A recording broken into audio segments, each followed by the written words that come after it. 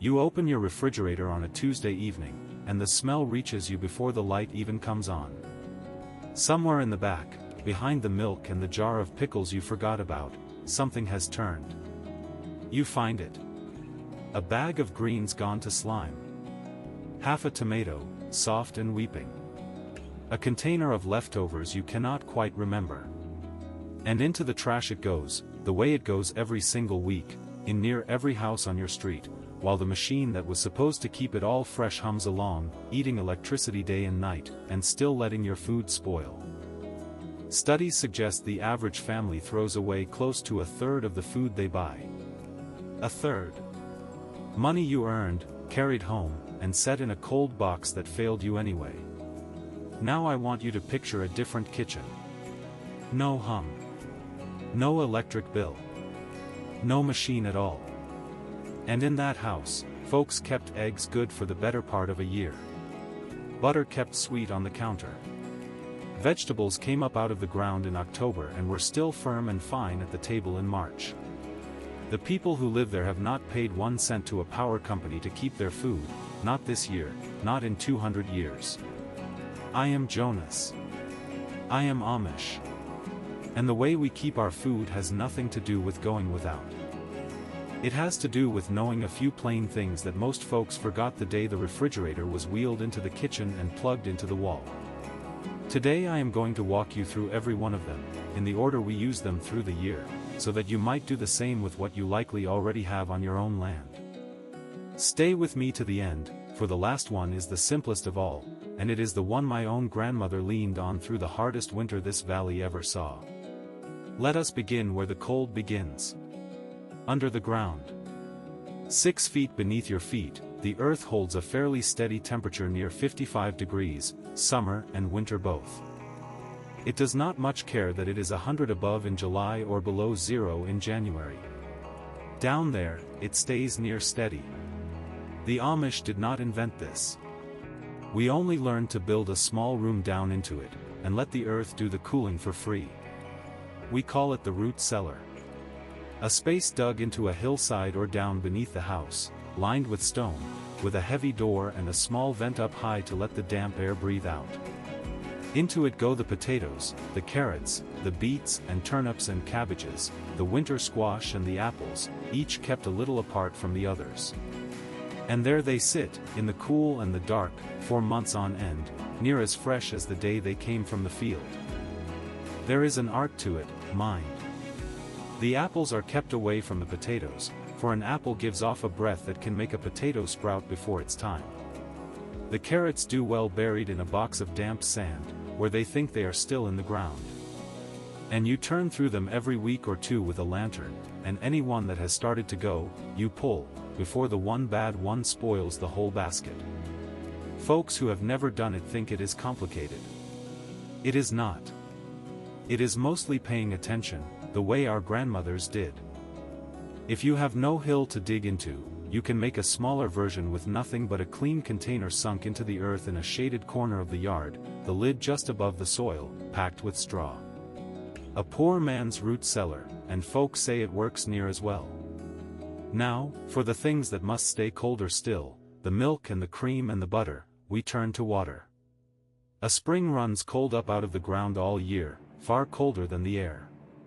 So we built a little stone house right over the spring, with the water running through a stone trough along the floor, and into that running water we set the crocks of milk and the jars of cream and the molds of butter. The water never stops moving, and moving water carries the warmth away, and so the milk stays sweet for days where on your counter it would turn by morning. If you have no spring, a deep well will do. My own grandfather kept the butter in a covered pail and lowered it down on a rope to hang just above the water at the bottom of the well, where the air is cold and still. He would haul it up at supper, and it was firm and cold as if it had come from any icebox. A bucket and a rope. That is near the whole of it. And here is the one most folks cannot believe until they have seen it. Eggs. Folks kept them, in the old way, not for a week, not for a month, but for many months, with no cold at all. When the hens lay heavy in the spring and summer, far more than a family can eat, the old custom was to put the extra by for winter, when they lay scarce or not at all. The method is a thing called water glass, which is only a solution of slaked lime stirred into water until it goes milky. You set your fresh eggs, unwashed, gently down into a crock of it, and the lime seals the tiny pores in the shell, the very pores through which the egg would otherwise breathe and spoil. Sealed up so, the egg simply waits. Months on, folks would lift one out, rinse it, crack it into the pan, and it cooked up near as fresh as the morning it was laid. A word, and an important one. In this old method the egg is unwashed and never refrigerated first, for a fresh-laid egg carries its own natural seal that the washing of a store egg removes. This is old, traditional country keeping, not a thing to do with the carton from the grocery. Know the difference, follow trusted modern guidance on safe handling, and keep it honest. Through the high summer, when the garden gives more than any cellar could hold, we turn to the jar. Canning is no secret, but the Amish lean on it the way a carpenter leans on his hammer. The tomatoes become sauce and whole peeled fruit, sealed hot in glass. The green beans, the corn, the peaches and pears off the trees, the pickles and the relish and the jam. A cellar shelf by autumn is a wall of glass jars catching the lamplight, each one a piece of July saved against February. Done right, with a clean seal and a proper boil and tested, up-to-date methods, a jar can keep a long while on a dark shelf with no power and no cold. And alongside the jars sit the crocks of the oldest keeping of all. Fermentation. The cabbage shredded fine, salted, and pressed down under its own brine until it turns to sauerkraut, sharp and good and alive, and keeping all winter. The same with beans, with beets, with cucumbers gone to crock pickles. The salt and the thyme do the work. It asks little of you but patience, and it gives back food that not only keeps but is the better for the keeping. There is another keeping that costs little but sun and air, and it is older than any cellar. Drying. Take the water out of a thing and it does not spoil so easily, for spoiling needs water. The apples are peeled and cored and cut in rings and strung on a string across the warm kitchen, and in a few days they are leathery and sweet and will keep in a sack for a long while. The same with the pears, the cherries, the plums laid on screens in the summer sun. The sweet corn dried hard on the cob and shelled into jars. The beans left to rattle dry in the pod. The herbs from the garden, the mint and the sage and the thyme, tied in little bundles and hung from the rafter beam upside down until they crumble at a touch. A dry thing is a patient thing. It asks for no jar, no cold, no crock. Only that you keep it from the damp, and it will wait for you a good long time. And there is the keeping that hides in plain sight, in things you already have and might pour down the drain. The whey left over from making cheese can keep a cucumber crisp for a good while. The brine off the pickle crock will start the next batch. The fat rendered from the autumn hog, the lard, poured into crocks, was kept through the year, and folks used it to seal a cooked meat beneath it like a lid of stone, the old confit our grandmothers never had a French name for. Little was thrown away. Every keeping fed the next. For the meat, we salt and we smoke, the way folks have done since long before any of us. A ham rubbed in salt and hung in the smokehouse over a slow, cool smoke of hickory or apple wood draws out the water that spoiling needs, and takes on a keeping that, in the old way, would hold through the cold of the cellar. The bacon, the sausage, the hams. A smokehouse is no more than a small tight shed and a careful, patient fire. Now I have not yet spoken of the grain, and few keepings kept a family alive through winter more surely than this. The wheat and the cornmeal and the oats, ground or whole, are the heart of the larder, and near the only enemy they have is the damp and the weevil. So we keep them dry as a bone, in tight tins and crocks and well-made bins, up off the floor and away from the wall where the cold draws the wet. A bay leaf or two tucked down into the flour is an old trick folks use to keep the weevils off. And the whole grain, hung round, will keep far longer than the flour, for it is only once you crack a kernel open that it begins to go. So we ground only what we needed for the week, and kept the rest sealed whole, and a barrel of good wheat could feed a family a long while if it had to. The cheese is its own slow keeping, and a fine one.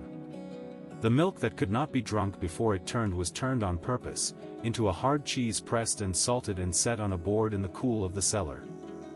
A coat of wax sealed over the rind keeps the air from it, and so sealed it ages rather than spoils, growing sharper and finer with the months it sits, until by deep winter it is among the best things on the table.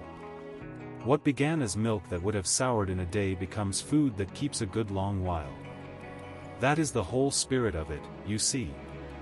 Nothing wasted. Everything turned toward keeping. And when the deep cold comes at last, we let the winter itself do the work. In the old way, before any of us had a propane icebox, the men would go down to the pond in January when it froze a foot thick, and saw the ice into great blocks, and haul them up by sledge to the ice house, a thick-walled shed packed deep in sawdust. Buried so in sawdust, away from the air, those blocks of pond ice would last a good part of the year, cooling the milk house and the butter through the hottest days, harvested for nothing but the labor of a cold morning's work. Now I told you at the start there was one last keeping, the simplest of them all, the one that carried my grandmother through the winter. The snow came to the windowsills and did not leave for near 3 months. It is this. The cool, dark, dry corner. No cellar dug, no spring, no ice. Only a north room kept cold, a shelf away from the light, a crock with a cloth over it. The onions and the garlic braided and hung from a nail in the rafters, where the dry air keeps them hard and good toward spring. The squash set in a single layer where they do not touch. The dried beans and the dried corn and the dried apples in their sacks. The hard cheeses waxed and set on a board. My grandmother used to say that keeping food was not so much a thing you did to it, but a thing you stopped doing to it. You stop letting in the warmth. You stop letting in the wet.